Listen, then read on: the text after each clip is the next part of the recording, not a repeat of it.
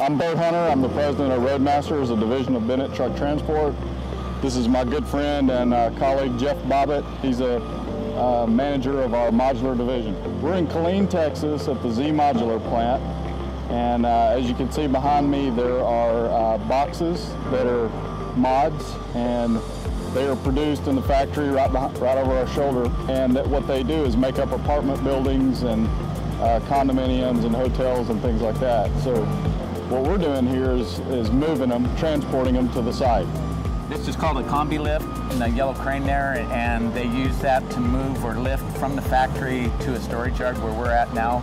And at this yard here is where we load the trucks and prepare them for transportation to Midland, Texas.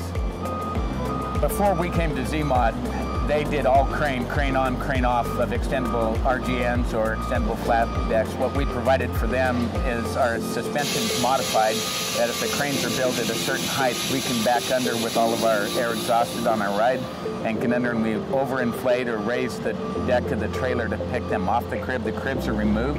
When we get to site, it's a reverse process. We'll back into the slot they want it to go. We'll raise our deck, we'll put the cribs under, and then we'll lower our deck. Before we came to Z-Mod, it was all just-in-time delivery. Everything had to happen, or they had to have two cranes, one at delivery site, one at the pickup site. When space is limited, unfortunately, they get out of order, and when that happens, our drivers assist Z-Mod in making sure that the proper building shift in the right order. So there's 4 connection points. They have a D-ring on each corner, and you'll see our drivers get out with chains and binders and tie them down. The other thing you'll notice is that there's dunnage on the deck, and so we actually, the box is actually sitting up, how many inches? And just right at 5 inches. Yeah, and that's to protect the plumbing that's underneath. After we get the building exposed that we want to transport, and when that gets exposed, we will back under that, and that's when you'll see the securement process that we use. So the truck will back under, it'll be up on dunnage, will be 4 to 6 inches high.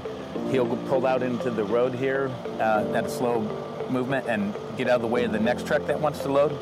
And once he gets out in the road and they inspect the building one more time here at Z-Mod to make sure the plastic and everything is secure and the building's ready to ship, and they'll sign off on it.